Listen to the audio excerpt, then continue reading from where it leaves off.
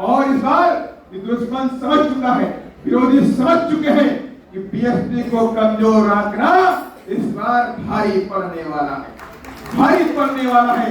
लेकिन इसके लिए आप सब लोगों को एकता बनाए रखनी पड़े, एक साथ रहना पड़े। बड़ी चालाकी से बहुजन समाज पार्टी को कमजोर करने के लिए आरएसएस और बीजेपी और कांग्रेस के लोगों ने बहुजन समाज की विभिन्न जातियों के अंदर अलग अलग जाति पार्टी पैदा कर दी। आज जब बहुजन समाज पार्टी पूरे देश के अंदर बहुजनों के हक अधिकार की लड़ाई लड़ने का काम करती है, तो अन्य तमाम छोटी छोटी जातियों की पार्टी की कोई जरूरत इस देश में नहीं होनी चाहिए। लेकिन बात यही है कि फूट डालो और राज करो, फूट डालो राज करो की नीति पर आरएसएस और बीजेपी और कांग्रेस के लोगों ने इस देश में जातीय पार्टियों का निर्माण करवाया। कोई आज सहानी की पार्टी बनाए घूम रहा है, तो कोई राजभर की पार्टी बनाए घूम रहा है, कोई पासवान की पार्टी बनाए घूम रहा है, कोई मांझी की पार्टी बनाए घूम रहा है, कोई यादव की पार्टी बनाए घूम रहा है, कोई कुर्मी की पार्टी बनाए घूम रहा है।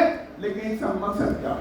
मकसद साफ हो गया कि छोटी छोटी पार्टियां अपने समाज को कमजोर करने में लगी हुई हैं। अगर ये पार्टियां आप सभी लोग ठान ले कि हमारे हकों की लड़ाई पूरे देश के अंदर कश्मीर से लेके कन्याकुमारी, आसाम से लेके गुजरात तक, कच्छ तक बहुजन समाज पार्टी लड़ने काम करती है, तो हमारा एक एक वोट अपनी पार्टी बहुजन समाज पार्टी को जाएगा। उसी दिन जो कांग्रेस और बीजेपी के लोगों ने, तमाम अन्य पार्टी के लोगों ने जो अपने एजेंटों की पार्टियां खोल रखी है, उनकी दुकानें हमेशा हमेशा के लिए बंद हो जाएंगी। और उसी दिन आपको इस देश के अंदर ताकत मिल जाएगी, उसी दिन आपको ताकत मिलने वाली। बाबा साहब ने साथ बोला, मेरे उपदेशों को निश्चित बनो, संघर्ष करो और संगठित करो। बाबा साहब ने कहा कि मेरे बच्चों, आपको अपने घर में ये नहीं देखना है कि आपके घर में रोटी है कि नहीं है। अगर आपके घर में एक रोटी है तो अपने बच्चों के लिए खिला देना, आप आधी रोटी खा लेना, लेकिन अपने बच्चों को शिक्षित जरूर कर देना, उनको शिक्षा दिलाना पूरी ताकत के साथ में। अगर आपको भूखे पेट रहना पड़े तो भूखे पेट रहना, लेकिन अपने बच्चों को शिक्षा जरूर देना का काम करना। और मेरे समझ से आज जितने भी लोग बैठे हुए, सभी लोग बाबा साहब को मानने वाले हैं कि नहीं है? कि नहीं है? तो सब लोग बाबा साहब के मानने वाले लोग हैं, तो हमें बाबा साहब की बताए हुए रास्ते पे भी चलने की जरूरत है। बाबा साहब ने कह दिया शिक्षा हमारा द्वार है, शिक्षा से ही हमारा सब कुछ मिलने वाला है, तो हम अपने बच्चों को शिक्षित करो। और बाबा साहब ने कहा शिक्षा वो सिरनी का दूध है जो पिएगा वो दहाड़ेगा, जो पिएगा दहाड़ेगा। अगर आप शिक्षित नहीं है तो आप आगे नहीं बढ़ सकते, आप शिक्षित नहीं है तो आपका बच्चा अधिकारी नहीं बन सकता, आप शिक्षित नहीं है तो आपका बच्चा डॉक्टर और इंजीनियर नहीं बन सकता, आप शिक्षित नहीं है तो आपका बेटा अच्छा नेता भी नहीं बन सकता, नेता भी नहीं बन सकता। क्योंकि अगर नेता बन भी जाएगा, आप उसे एमएलए रैंकिंग बढ़ा भी दोगे तो पार्लियामेंट में जाके क्या बोलेगा? तुम्हारे बच्चों के साथ में यहाँ बलात्कार होता है, तुम्हारी बच्चियों के साथ बलात्कार होता है, गला घोंट के हत्या कर दी जाती है, 36 चाकू मारे जाते हैं। पारू के अंदर मुजफ्फरनगर में, पारू में जो हम लोग गए, उस बच्ची की हत्या कर दी गई और 36 बार किए गए उसको। ऐसे एक घटना नहीं है बिहार में, मधुबनी हो, सीवान हो, बक्सर हो, औरंगाबाद हो, कहीं भी जाइए आप यहाँ पे, लेकिन हर जगह अत्याचार और जुल्म और जाति मेरे समाज पे हो रहा है। और अब पिछड़े समाज के बच्चों के साथ में भी हो रहा है। पहले लगता था कि सिर्फ दलित बच्चों के साथ हो, पासवानों के साथ में हो रहा, रविदासियों के साथ में हो रहा, लेकिन अब तो पिछड़े समाज के लोग भी छूटे नहीं रह गए। अभी हाल में कुशवाहा समाज की बच्ची के साथ में जो हुआ, पूरा बिहार हम आह्वान करते हैं इस नीले झंडे के तहत मैं बहुजन समाज के तमाम कौम के लोगों को, बहुजन समाज के लोगों को आह्वान करता है, आप एक बार नीला झंडा हाथ निशान हाथ में थाम लीजिए। किसी की हिम्मत नहीं है कि हमारी बहू बेटियों की तरफ हाथ उठा करके फेंक दीजिए।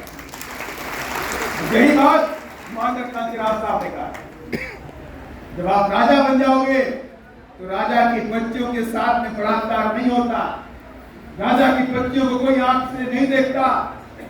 इसलिए मैं आपसे कहना चाहता हूँ, बाबा साहब ने कहा था, बाबा साहब की मूर्ति हम लोग देखते हैं और बाबा साहब की मूर्ति दो बातें खास होती हैं।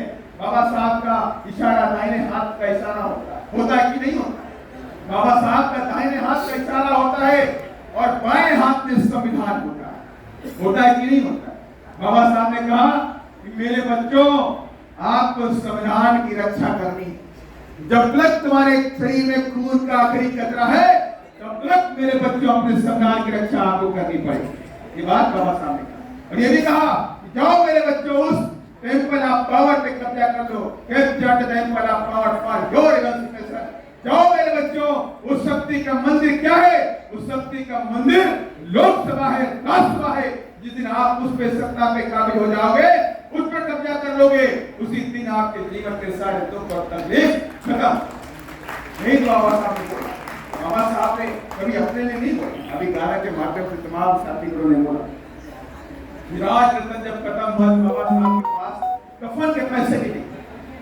माता रमाबाई पकड़ लेती बाबा साहब को, अरे तुम्हारा ये बच्चा भी खत्म हो गया, तुमने इसका नाम रखा था राज रतन। बहुत शान से बोलते थे कि मेरा बेटा आगे बढ़ेगा और बड़ा होकर के देश पर राज करेगा, और इसलिए तुमने उसका नाम राज रतन रखा था। लेकिन आज क्या हुआ? आज तुम्हारे कामों की वजह से ये मेरा बेटा भूख और बिना दवाइयों के आज ये भी खत्म हो गया। बाबा साहब फूट फूट के रोने लगे। माता रमाबाई ने कहा, ठीक है, आप जो काम कर रहे हो मैं उसको रोकने वाली नहीं हूं, कम से कम अपने बच्चे के कफन की व्यवस्था करो। बाबा साहब ने कोर्ट में हाथ डाला। बाबा साहब की जेब में एक पैसा भी नहीं, बाबा साहब के पास एक पैसा भी नहीं, और बाबा साहब तो कमजोर नहीं थे।